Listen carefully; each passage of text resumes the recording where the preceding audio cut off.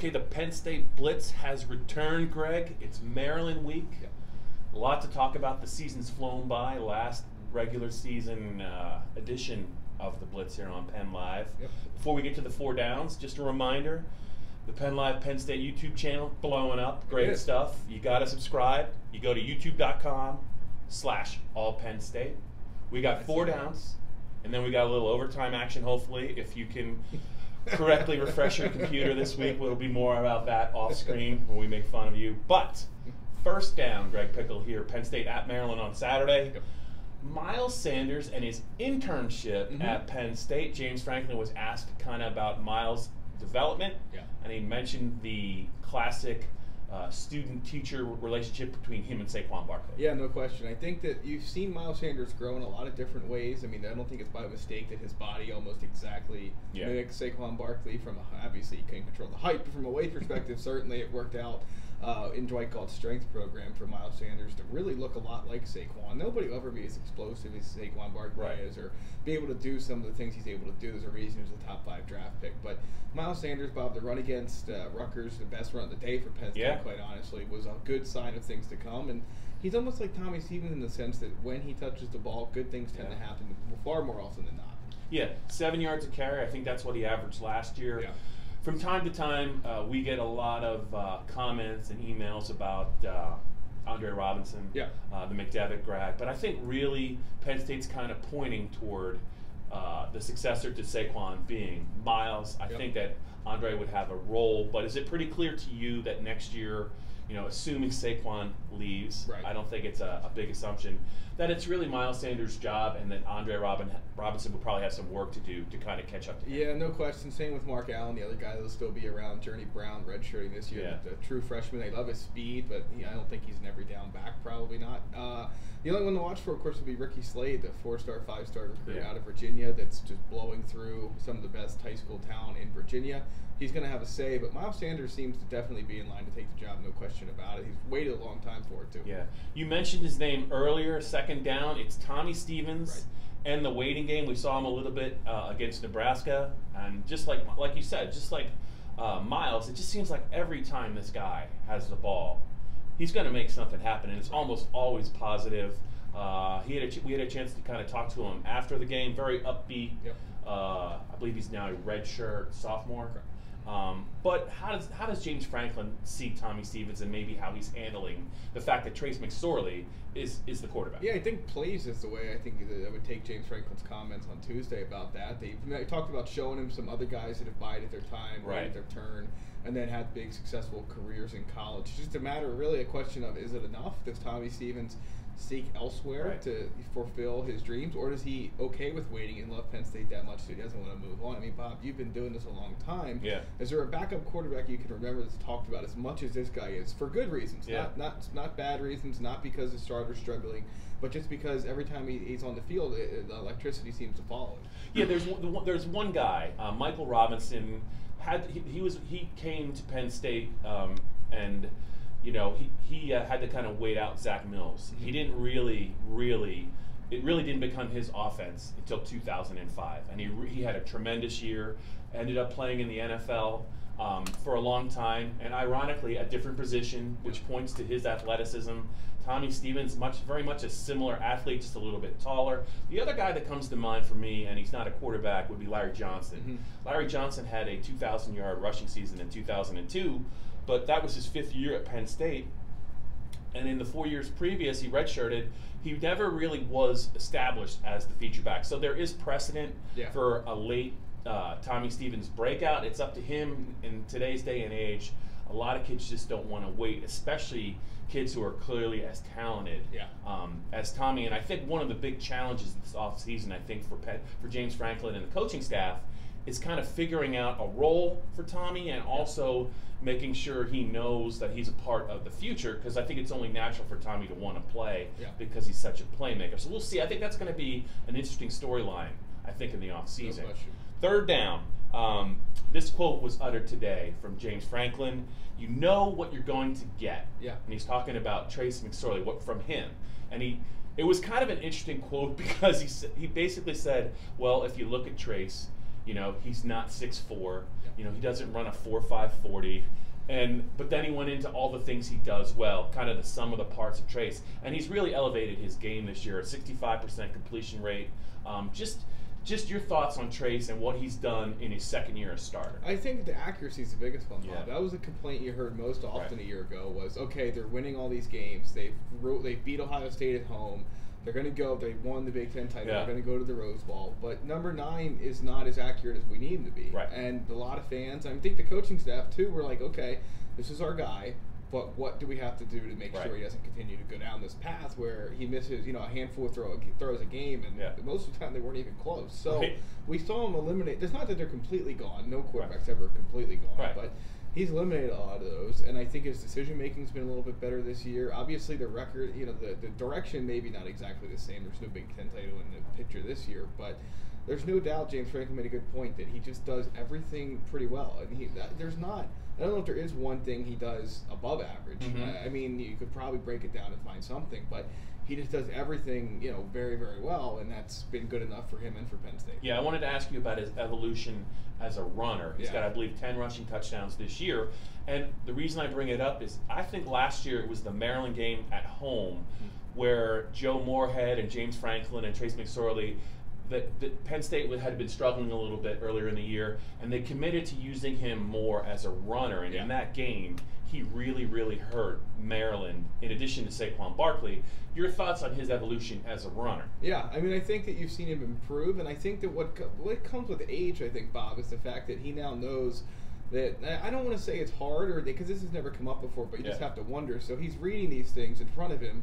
He has to decide if it's a 50-50 call, does he keep it, or does he give it to the future top 5 NFL draft pick? And I think at times it can be hard to say, I'm going to keep it, because you get into the selfishness angle of it and all this other stuff. So I think that when he runs the ball, though, good things happen. I think if you go back and look and you whittled it down, okay, games Trace has 50 or more yards of rushing offense, and games he has less, Penn State probably has a better overall outcome. They haven't lost too many games of late, but during his time as a starter, I bet they have a better overall outcome when he's over the 50, 60 yard rushing mark than they do when he's not. Yeah, 2 more things just quick on Trace. He's got a lot more games at Penn State. His ability to kind of make plays at crunch time, more often than not, he's been very productive for Penn State in close games or in fourth quarter games. It hasn't always worked out. And also, I just can't say enough about his physical toughness as a runner. He carries the ball, he touches the ball a lot, he gets hit a lot after throws, he gets sacked, and he hasn't missed any time. I think I remember you and I were talking. We're like, there's no way this guy is going to make it through another season. And he has. They're going to need Tommy Stevens because he's just going to get hurt. But he just seems to be thriving with contact. He seems to relish it, like in the Michigan game when he ran that guy over. I just think that James Franklin, one of the best things he did was convince Trace to flip from Vanderbilt to Penn State. Because he wanted him as a quarterback. Nobody else did. That's really what it comes down to. And I think it's funny, though, that last couple of weeks, as Barkley's been getting hit without the ball, it's become a talking point. But McSorley, he's had that going on for 2 years now, and he just bounces back from it every single time. Okay, 4th down before we get to hopefully some questions and comments. Penn State is, a bit of news, Penn State's going to be a little shorthanded at safety against Maryland because of something that happened in the second half of their win over Nebraska. Yeah, Troy Apke called for targeting, loses that, whatever was left in the game. I can't remember how much time was left. I don't think it was a ton, but 6 minutes of that game, then all of the first half against Maryland. So it'll be interesting to see what Penn State does. Aaron Monroe's the guy we talked about on last week's Blitz. He's been playing very well, but Nick Scott got a lot of run in the second half, too. I'll be curious to see which one of those guys Penn State goes to. I would expect you to see Marcus and Troy then finish the second half. Obviously, the last regular season game for both of those guys. And Apke's an underrated member of this defense, much the same way Malik Golden was last year, where people always said, all right, well, somebody behind him will eventually overtake him, but it hasn't happened. And I think that Penn State's defense certainly will look a little bit different, but it is interesting to see what the future will look like. We're going to find that out at least for the first half on Saturday. If I had to guess, Greg, I would imagine Nick Scott would probably get first run because he's a little bit older, a little bit more experienced, very athletic player like Aaron Monroe, who's a younger player. He's a captain. He's got a little bit more experience. I think you'll see them both, but I bet you they start with Nick, but they're probably both going to play. And it'll be kind of like a little mini competition, maybe with an eye towards next year as well. So something to look for in the Maryland game will be how they deploy or how they use their safeties other than Marcus Allen, with Troy Apke out in the first half after getting the targeting ejection against Nebraska. Yeah. So that's it for 4 downs. They've sailed by again. Are you going to hit the refresh button successfully? Oh, you bet. Comments and questions? Let's Overtime? See. Let's get to it. Well, while I do this, Bob, let me throw one at you quick. And I'm curious of your thoughts about Saquon Barkley announcing after last week's game that he had plans to play in the bowl game, at least for now, and that he's very healthy. Your quick take on that while I try to use the computer.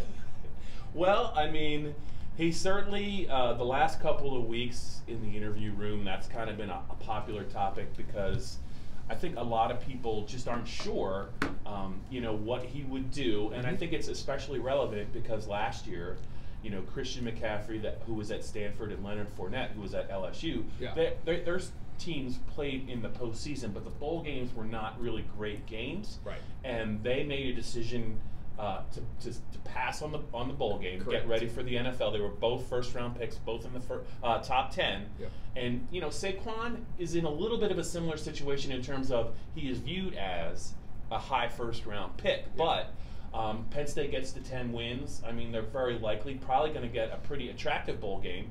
That's going to have to play itself out, and people just want to know. I think it's a pretty much a given he's not coming back, but he stood in there pretty good and answered all the questions thoughtfully, like he always has. And I came away from that conversation thinking about Saquon Barkley, the teammate. I think he's been unselfish his whole time here. He's never asked for the ball, something James Franklin talks about. I think he's always cheered for his teammates when he's not in the game. And I think assuming he wants to play in the bowl game, and he doesn't get injured, I think he's playing in the bowl game more to get his teammates a win. I don't think he's doing it. I think he's put them, as a priority. And a lot of people wouldn't do it. I mean, Jalen Smith got hurt 2 years ago in the bowl game for Notre Dame. Jake Butt from Michigan played in a bowl game, ripped up his knee. It's definitely not an easy decision. There's a lot at stake for Saquon. And as we talk about it right now, he was very clear that he intends to play in the bowl game. I think he probably should be commended for it too. Yeah, absolutely. I have nothing to add to that. You are 100% spot on. Okay, a couple to get to here. Somebody wants to know about Tommy Stevens and eligibility. What do you have to sit out of here if he transferred? FBS, yes. Lower level, no. From the way I understand it. The only thing I think that comes into play, Greg, is if he graduates. Well, yeah, right. So in other words, if he would graduate with his undergraduate degree, I think that would free him up to transfer and play right away anywhere. Russell Wilson, so on. I'm not quite sure how far along Tommy is, but he did enroll in January, I think, when he first came to Penn State, so he probably is fast tracked. I just think one of the things, and we talk about it, and maybe I'm crazier than normal, but I just think, next year, you'll have Trace, and you will also have Sean Clifford coming off his redshirt year. Right. And I just wonder if you're James Franklin and you're Joe Moorhead, assuming Joe comes back, do you think about maybe approaching Tommy and saying, look, we love you as a quarterback, but Trace is the guy. Would you think about us using you as a wide receiver or as a tight end and replacing Gesicki? Because if anything would happen to Tommy, they do have now a backup quarterback in Sean Clifford. It might free them up to use him a little bit more in packages. To me, I think that's a discussion that maybe Tommy and James and Joe might want to have. All right. Well, speaking of Joe, that was another question that came in. The likelihood of retaining him in 2018. Bob, I think it comes down to we don't know enough about what jobs will open up at this point to really make an educated guess. I will say it's interesting, though, that before the season began, it was a foregone conclusion that this would be Joe Moorhead's last at Penn State.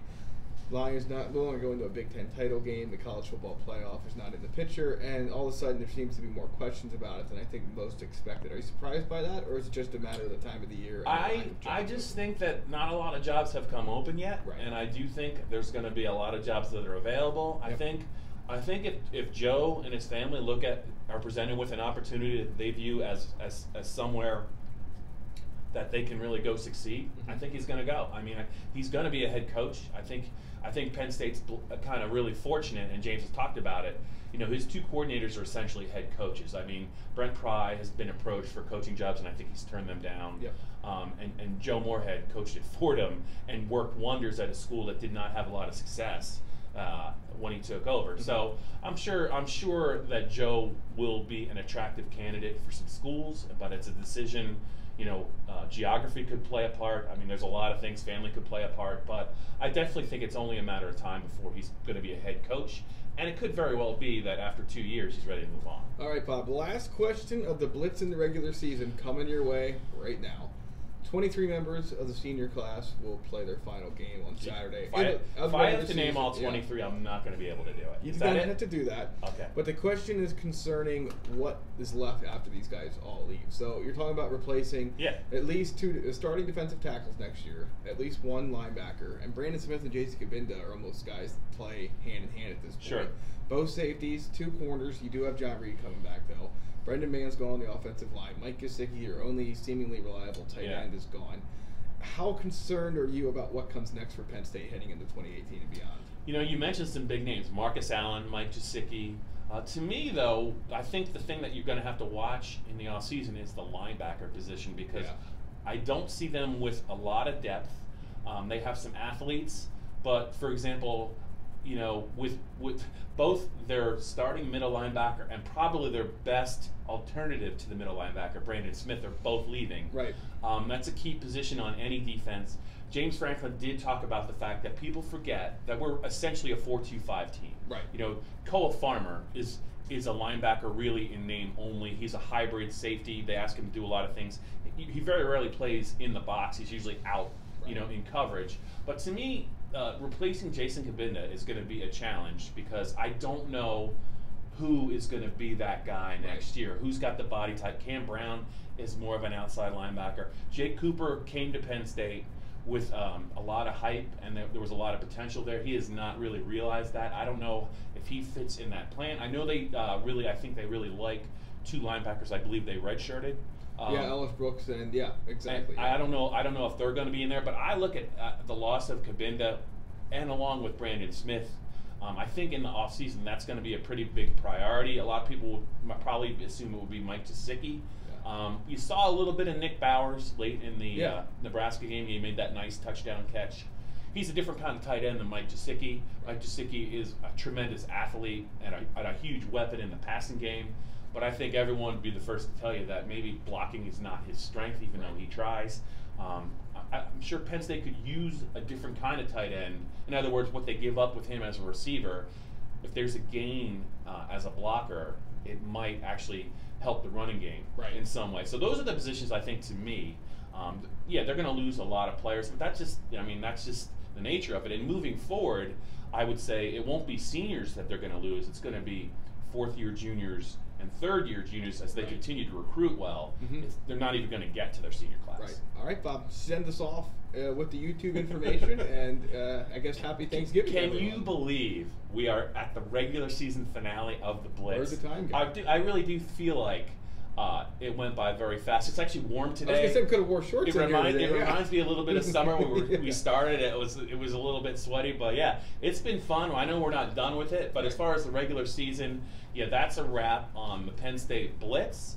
And before we go, happy Thanksgiving. You're right. Happy Thanksgiving to everyone. Just remember the Penn Live Penn State channel. You got it. You gotta get it. Right. I mean, I don't know. I feel like Crazy Eddie. I don't know if you know who Crazy Eddie was. He's a famous guy that I think it was Radio Shack or somebody. But anyway, enough about that. YouTube.com/all Penn State. Happy holidays, everyone.